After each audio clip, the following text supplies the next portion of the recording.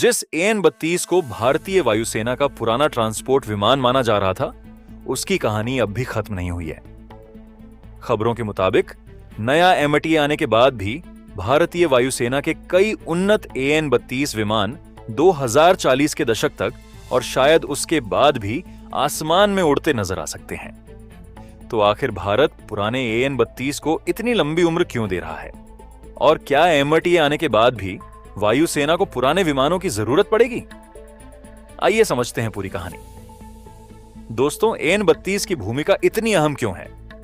AN-32 दशकों से भारतीय वायुसेना के प्रमुख सामरिक परिवहन विमानों में शामिल रहा है।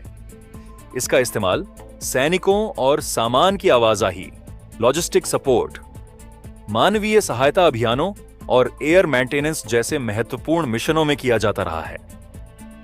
खास बात यह है कि AN-32 को भारत के मुश्किल और ऊंचाई वाले इलाकों में ऑपरेशन करने के लिए भी इस्तेमाल किया गया है। इसकी मजबूत बनावट और सीमित सुविधाओं वाले एयरफील्ड से भी ऑपरेट करने की क्षमता ने इसे भारतीय वायुसेना के लिए बेहद उपयोगी बनाया है। पुराने विमान को मिला है नया जीवन। अब सबसे बड़ा सवाल है, अगर AN-32 पुराना हो चुका है तो वह 2040 तक कैसे उड़ सकता है? दरअसल भारत ने अपने AN-32 पेड़े की सर्विस लाइफ बढ़ाने और उनकी क्षमताओं में सुधार करने के लिए अपग्रेड पर काफी निवेश किया है। यानी नया MATA आने का मतलब यह नहीं है कि मौजूदा सभी AN-32 विमानों को तुरंत एयरफोर्स से बाहर कर दिया जाएगा। इसके बजाय भारत एक धीरे धीरे होने वाले ट्रांजिशन की ओर बढ़ सकता है। MATA आएगा, लेकिन AN-32 तुरंत नहीं जाएगा। MATA यानी मीडियम ट्रांसपोर्ट एयरक्राफ्ट कार्यक्रम का उद्देश्य शुरुआत में हर AN-32 को एक एक करके तुरंत बदलना नहीं बचिए, बल्कि भारतीय वायुसेना की मौजूदा परिवहन क्षमता को बढ़ाना हो सकता है। जैसे जैसे पर्याप्त संख्या में MATA विमान वायुसेना में शामिल होंगे, वैसे वैसे नए विमान ज्यादा मिशनों की जिम्मेदारी संभालेंगे। वहीं उन्नत AN-32 उन मिशनों में काम करता रहेगा जहां उसकी मौजूदा क्षमता अभी भी पर्याप्त है। इससे वायुसेना को एक ही समय में पूरा ट्रांसपोर्ट फ्लीट बदलने की जरूरत नहीं पड़ेगी। इससे भारत को क्या फायदा होगा? इस रणनीति का सबसे बड़ा फायदा हो सकता है धीरे धीरे फ्लीट का विस्तार। अगर MATA का निर्माण भारत में पर्याप्त उत्पादन दर के साथ होता है तो नए विमान सिर्फ पुराने AN-32 की जगह नहीं लेंगे, बल्कि भारतीय वायुसेना की कुल एयरलिफ्ट क्षमता को भी बढ़ा सकते हैं। यानी भारत एकदम से पुराने विमानों को हटाने के बजाय एक मिश्रित बेड़ा तैयार कर सकता है। एक तरफ आधुनिक MATA होंगे और दूसरी तरफ अपग्रेड किए गए AN-32 अपनी भूमिका निभाते रहेंगे। लेकिन AN-32 की मुश्किलें भी बढ़ेंगी। जैसे जैसे MATA की संख्या बढ़ेगी, पुराने AN-32 के लिए प्रतिस्पर्धा भी बढ़ती जाएगी।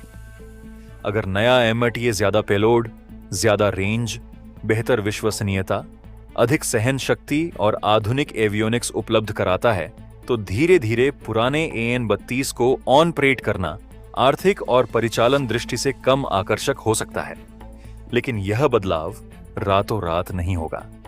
भारतीय वायुसेना को लगातार सामरिक एयरलिफ्ट क्षमता की जरूरत है।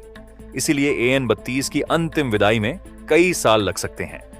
सबसे बड़ी बात, 2 पीढ़ियां साथ उड़ सकती हैं। इस पूरे घटनाक्रम की सबसे खास बात यही है कि भारत में एक लंबे समय तक AN-32 और MATA दोनों साथ साथ ऑपरेट कर सकते हैं। पहली नजर में यह पुराना और नया विमान एक साथ रखने जैसा लग सकता है, लेकिन इसके पीछे रणनीतिक फायदा भी है। 2 पीढ़ियों के विमानों का मिश्रित बेड़ा वायुसेना को ज्यादा ऑपरेशनल फ्लेक्सिबिलिटी दे सकता है। साथ ही नए MATA के लिए नए पायलटों, क्रू, मेंटेनेंस सिस्टम और इंफ्रास्ट्रक्चर को तैयार करने के दौरान भी पर्याप्त परिवहन विमान उपलब्ध रहेंगे। भारत का लंबा ट्रांजिशन प्लान, इससे एक बात साफ होती है, MATA कार्यक्रम को सिर्फ AN-32 रिप्लेसमेंट प्रोग्राम के तौर पर देखना शायद सही नहीं होगा। यह भारत की मध्यम सामरिक एयरलिफ्ट क्षमता को कई दशकों में बदलने वाली योजना हो सकती है। शुरुआत में MATA धीरे धीरे जिम्मेदारी संभालेगा, जबकि अपग्रेड किए गए AN-32 मौजूदा जरूरतों को पूरा करते रहेंगे। और फिर जैसे जैसे नए MATA की संख्या बढ़ेगी, सबसे पुराने AN-32 विमानों को धीरे धीरे रिटायर किया जा सकता है। तो कुल मिलाकर कहानी बेहद दिलचस्प है। AN-32 की विदाई अब अचानक होने वाली नहीं दिख रही। अगर मौजूदा विमानों की संरचनात्मक स्थिति और मेंटेनेंस उन्हें लंबे समय तक उड़ने की अनुमति देते हैं, तो कुछ AN-32 विमान 2040 के दशक तक भी भारतीय वायुसेना का हिस्सा रह सकते हैं। वहीं दूसरी तरफ MTA धीरे धीरे मध्यम सामरिक परिवहन की नई रीढ़ बन सकता है। यानी आने वाले वर्षों में भारतीय वायुसेना के आसमान में एक साथ नजर आ सकते हैं पुराने लेकिन भरोसेमंद AN-32 और नई पीढ़ी के आधुनिक MTA। अब सवाल सिर्फ इतना है कि भारत का MTA आखिर कौन सा विमान होगा और इसे कितनी तेजी से भारतीय वायुसेना में शामिल किया जाएगा। तो हमें कमेंट में अपनी राय जरूर बताएं। अगर आपको यह जानकारी पसंद आई हो तो वीडियो को लाइक करें, शेयर करें और ऐसे ही डिफेंस न्यूज के लिए अभी हमारे चैनल को सब्सक्राइब जरूर कर लीजिए। मिलते हैं अगली बड़ी रक्षा खबर के साथ। जय हिंद।